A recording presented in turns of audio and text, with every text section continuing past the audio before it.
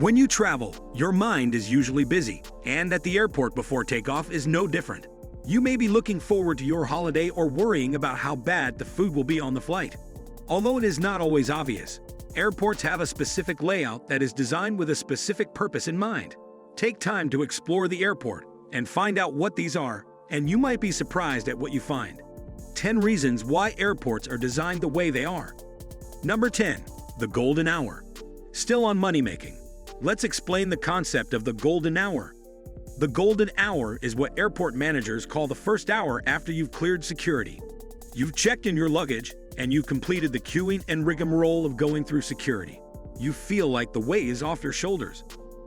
This is the hour when you may want to spend some serious money, and the airports want to make it as easy for you as possible. Sometimes, however, their methods stray into the realms of subliminal coercion. The shops use black glittery floor tiles that draw the eye.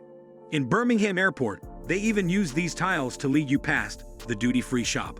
Also in many airports, the first shop you see once you clear security is the duty-free and the perfume section. This is because in those precious, euphoric first few seconds of the golden hour, they want you to see the products with the biggest profit margin. Expensive designer perfume. Number 9. Walkways. As you'll see, the reason for many of these designs being the way they are is to prize as much money out of the traveler as possible. Airport designers try every trick in the book to try and get us to spend when we're about to fly. One especially sneaky trick is installing walkways that occur from right to left. The reason for this is that most humans are right-handed. Most countries drive on the right, and we spend more time looking right than left. If you're right-handed, you will pull your suitcase with your right hand and will involuntarily walk to your left because of the imbalance. So if the walkway curves to the left, it's easier for you to walk on it. Plus, if the shops are on the right side, your head will turn that way and you're more likely to see them and buy things. Deviously clever. Number 8. Signs. When you're at the airport, you rely on signs to point you in the right direction. As a result, a lot of thought has gone into them. 75% of signs in airports are in the fonts Helvetica, Frutiger, or Clearview. These fonts are all sans serif, so they're easier to read from a distance. The size of the font is important too.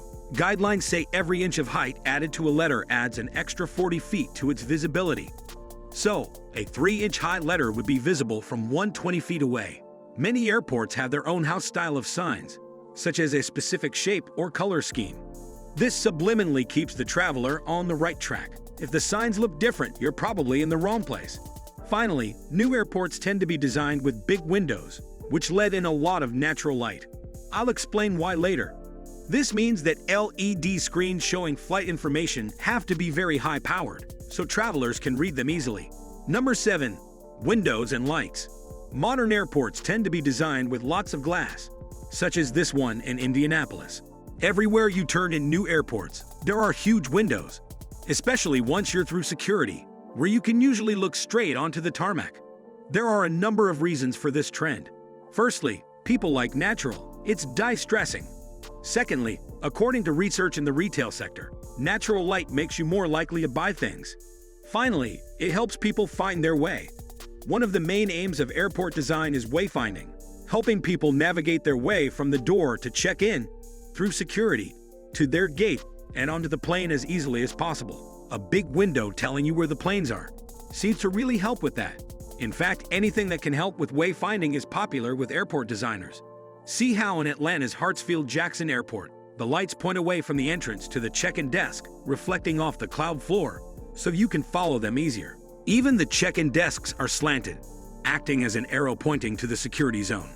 You're subliminally moved in the right direction. Number 6. Departures and arrivals.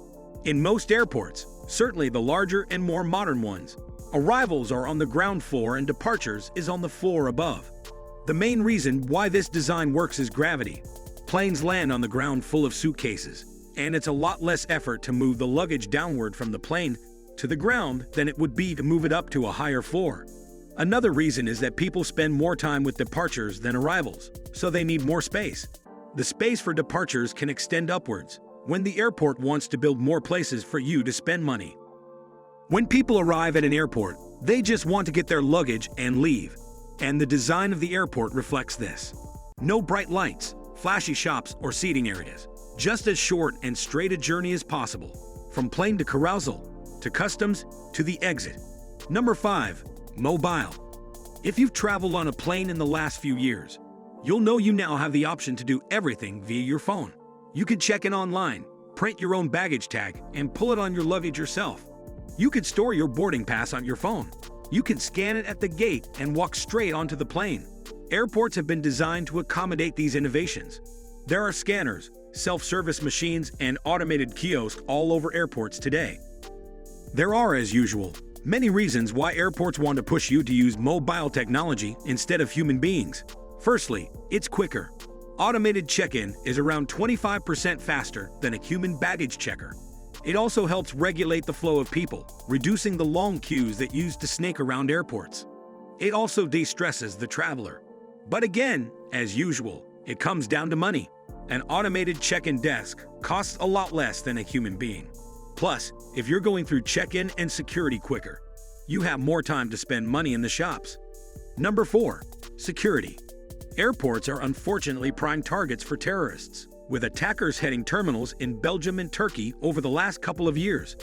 As a result, airport designers have thought long and hard about how they can use design to prevent future atrocities. New airports have copied the security measures employed by Las Vegas casinos, where eyes in the sky track every inch of the area.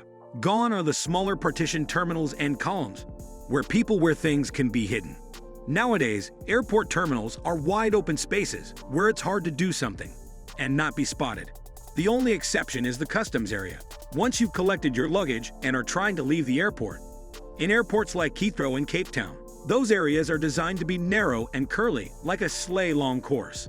This is so people who may be carrying something they shouldn't can't run through customs without being spotted by the guards. It also creates a subliminal feeling of being enclosed.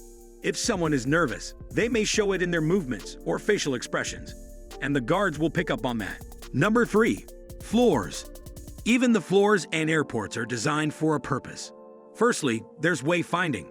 In Atlanta, the floor tiles at check-in are colored to lead you through the airport to the ticket counters. In Heathrow, when you get to a place where the traveler has to do something, such as check-in or security, the towels are colored gray. Psychologically, gray is a neutral and impartial color, neither happy nor sad. It subliminally tells you that it's time for business. Then you have the use of carpeting. When you're walking on the walkway to your gate, the floor is always hard. When you reach the gate, it's always carpeted with seating freely available. This has two purposes. When you see carpet and chairs, you subconsciously feel relaxed. This is a good way to feel before you get on a long flight. Also, it tells people where to sit for maximum efficiency. People don't sit on the hard floor, getting in the way of people walking past. Number 2.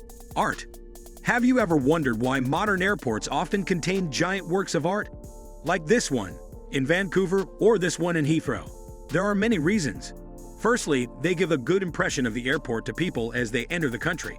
An airport is the gateway to the nation, and first impressions last. Secondly, they help with wayfinding.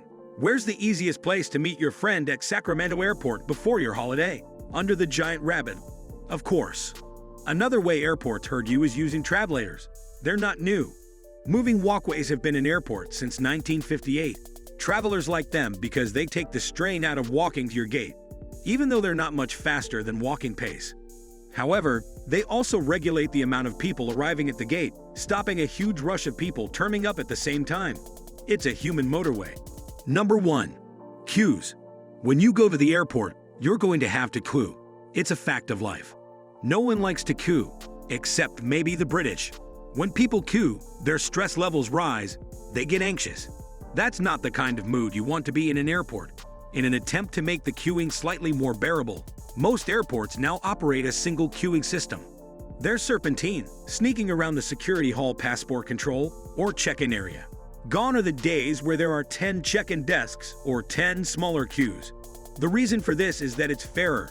The first people who join the queue are the first to be attended to. It relieves anxiety as you're not looking at the other queues, wondering whether you should have joined a different one.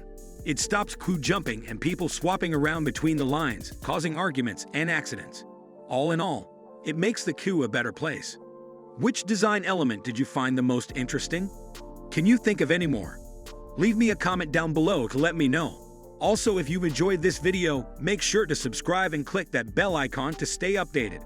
Thanks for watching.